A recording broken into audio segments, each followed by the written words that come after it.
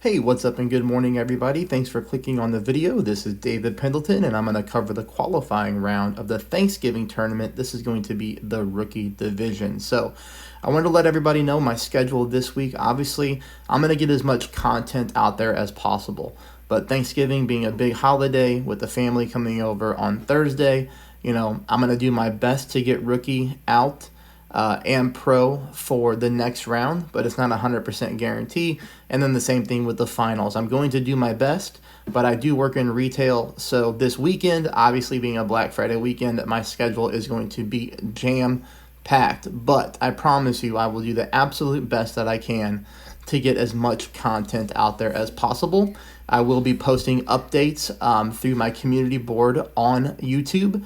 So just make sure if you want to know my schedule on those days, what I'm doing, what I'm not doing, click the subscribe button, have the notifications turned on so you see that everything that I come out with. Also, this is the last week that Adam over at Paws and Putts is making the text guides for free. So remember, check out his channel. He's going to play the games live based off these shots right here. Try to dial in my misses and then also make those text guides as well. The link to both is in the description below. All right, let's head off here to hole number one. I had a great qualifying round, a ton of drops to show you. Starting with hole number one, 20% at max. We're going to go 2 bars of side spin to the right combined with 4 bars of top spin. Here you see that we're putting the yellow ring just above the rough line, kind of over there in the right-hand corner. Make sure that you do not over curl this shot. This is the correct curl that you want on the shot right here. The left edge of the ball is touching the inner blue ring on the right hand side, okay? That's the curl you want. Here, as long as you hit perfect, you're gonna have a really nice shot. You'll be going for a very easy chip in for the eagle on hole number one. If you're going to compete in the tournament to win it, this is a must eagle. You have to pick up this eagle because the majority of the field will be picking it up. Here, you just take the wedge of your choice, whatever you want. Here, I have the Firefly. We just go max top spin. We're getting direct tailwind. Very easy. We just put the ball guideline to the hole. We line this thing up. We hit perfect, and you're good to go for the drop on hole number one. Hole number two playing very consistently as well. I'm actually going to show you 3 replays. You can do this with the sniper or you can do this with the horizon. The setup is going to be very simple. 3 bars of side spin to the right combined with about 0.1 top. You're going to notice here that I'm putting my ball guideline. Notice how the right side of my ball guideline is touching the outside of the left hand of the cup. Take a look that my complete green ring is in the rough with a little bit of my yellow ring in the rough, but the majority of it on the fairway. As long as you find the landing spot correctly and you do make the correct adjustment, you should be very good for a hole-in-one opportunity. Perfect ball. Now this wind was in the 2s. I'll show you another replay here in which we do get higher wind. But you're going to notice this ball comes in very nicely. Center of cup drops in for the hole-in-one. Here we go. This one is 3.3 wind. Same thing. Just a click of top spin, 3 bars of side spin to the right. Here I do think I zoom in better to show you the complete landing spot. There you go. Same adjustment whether you're using the sniper or the horizon. I do have the horizon shot coming up next for people who don't have a sniper at all or maybe even a sniper in a good level.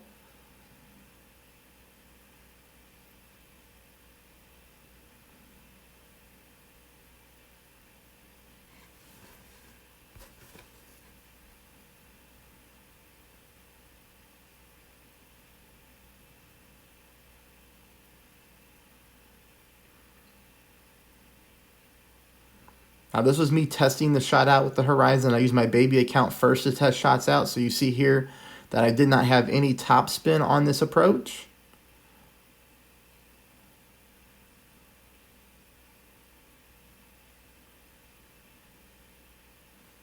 But we hit that perfect ball. You'll see here we hit the rough. We roll, we roll, we roll, and we come up just a little bit short. Obviously just needing that touch of top spin to keep the ball coming in a little bit faster and then it won't veer off to the right as much. All right, hole number 3, I'm going to show you 2 ways you can approach this hole. First one is going to be with a Goliath rough bump. 4.5 bars of topspin combined with 3 bars of side spin to the right. Notice here how I do have the ball guide line extended all the way out. I do look for that on this hole when I set my shot up. This one has a little bit of a glitchy fairway, but that is the line that I'm looking for right there. Sometimes you can find it fast, sometimes you can't find it at all. Typically, you can put your red ring up on the right-hand side of the rough there. You can go back and pause it and see the setup. Half a ball of curl to the right. We hit a perfect ball here, and that's going to land us very nicely for the rough bump opportunity.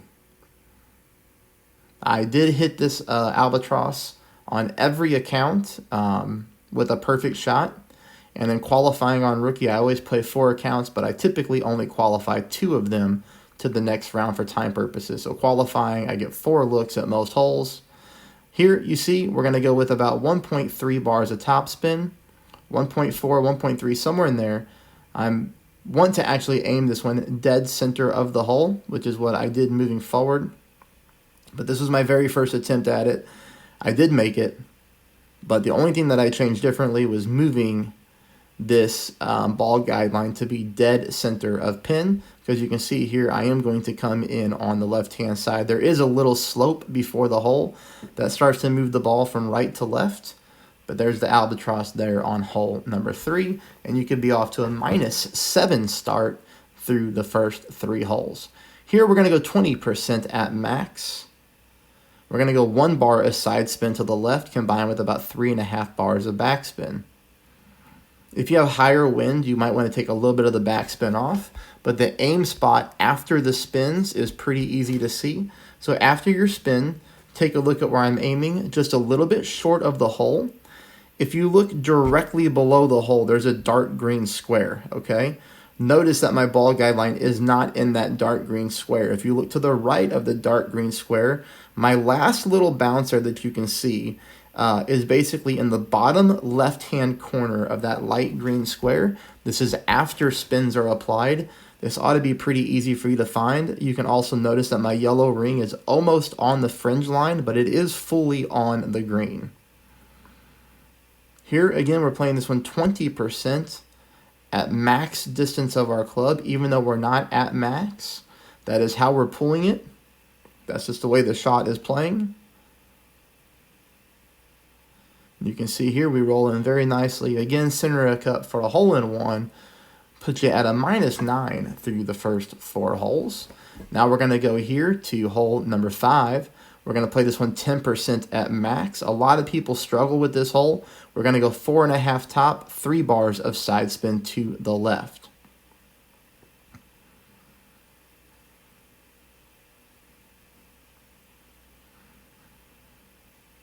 We're also going to go with a little bit of curl. Notice the left edge of my ball is covering up the entire blue adjustment zone, but I'm not breaking that zone with my ball.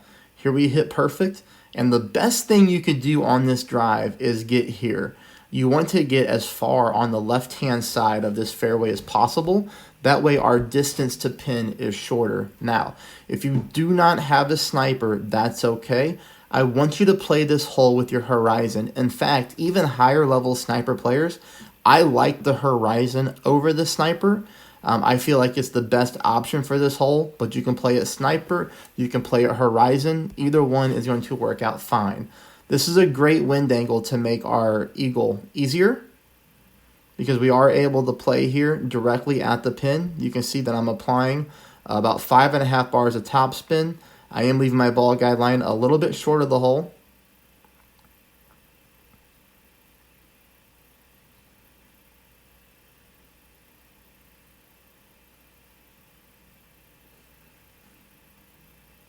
Again, sniper, horizon, pick your club that you want to play it with. But as long as you get the drive there onto the left-hand side of that fairway, you're going to be in really good shape. We are trying to clip the rough and roll out just like that. And you can see here we come in a little bit right-hand side to the pin. This one is a difficult hole to pick up an albatross on, but the eagle right there plays nice. Okay, I will show you 2 ways here that you can play hole number 6. One is going to be very aggressive. This is going to be an aggressive second shot. The drive is going to be very easy. Make sure that you do select your backspin here because you don't want your ball to go too far landing into the rough. If you accidentally go into the rough, you're still going to be fine because you're going to be able to easily pick up the birdie. But shot number 2, if you have the guts, you can try to play the rough bump here. You see here with the backspin and the side spin, the ball comes in very nicely. It lands on the fairway, no problem. Next shot is played 0% at mid. Again, this is a great way to try to pick up an eagle. Not many people eagle this hole, period. So if you're able to take a look at these spins here, and you're able to play, kind of in the middle of this rough. Now I would favor, when it comes to this shot, notice here that I have my green ring almost on the fringe, on the rough line, and I'm further away from the sand line with my green ring. You do want to do that. You will be pulling into the sand.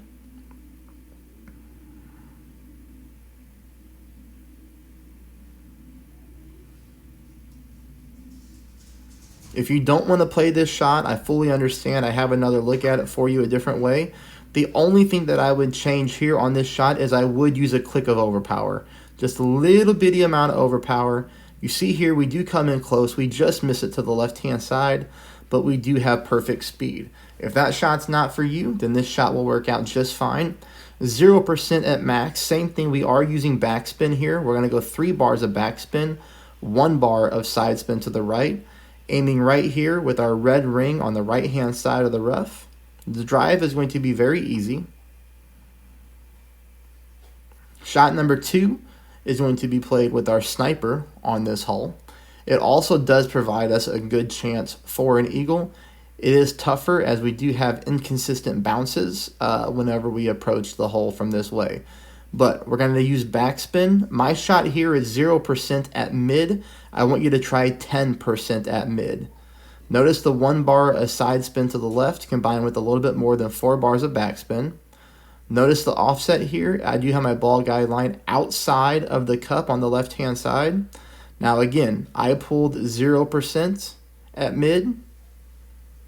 I think you do need to try 10% like I put in the graphic, because you're going to notice here that I did not pull enough rings. I do end up missing to the right-hand side, although the speed is very nice. So there's 2 different ways to take a look at hole number 6. I hope you're able to pick up that eagle because that would be awesome.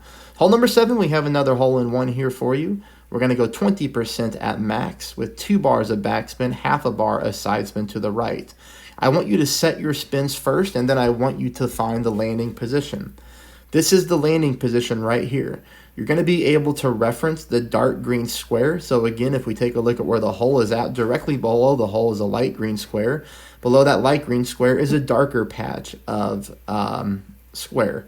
So notice after my spin is applied, I'm not aiming at the middle of that square. I'm basically aiming on the right-hand side, kind of right middle, all right?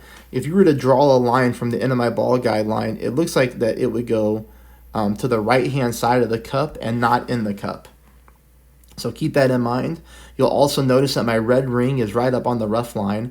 So the good news is the landing spot will be pretty good to find.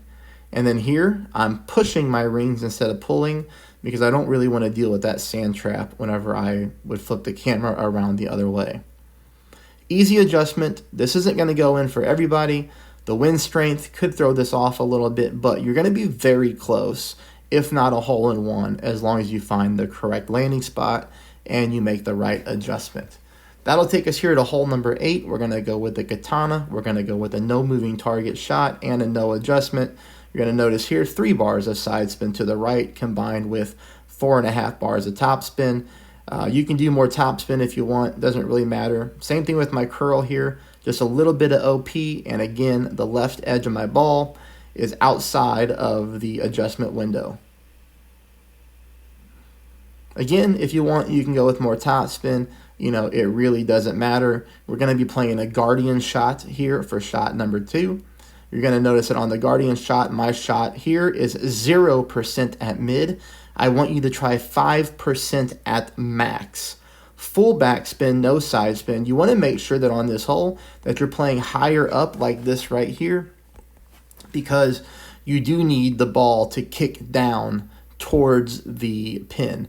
If you play your bounce up shot here lower, and I'm talking about on that big rough slope, if you play it lower, you're probably going to fall short of the pin, even with max backspin.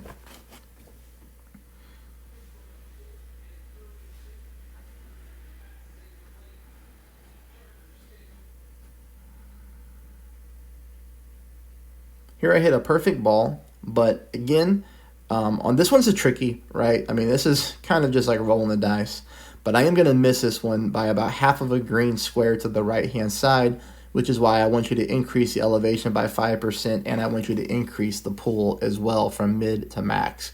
Give that a shot and let me know how you do.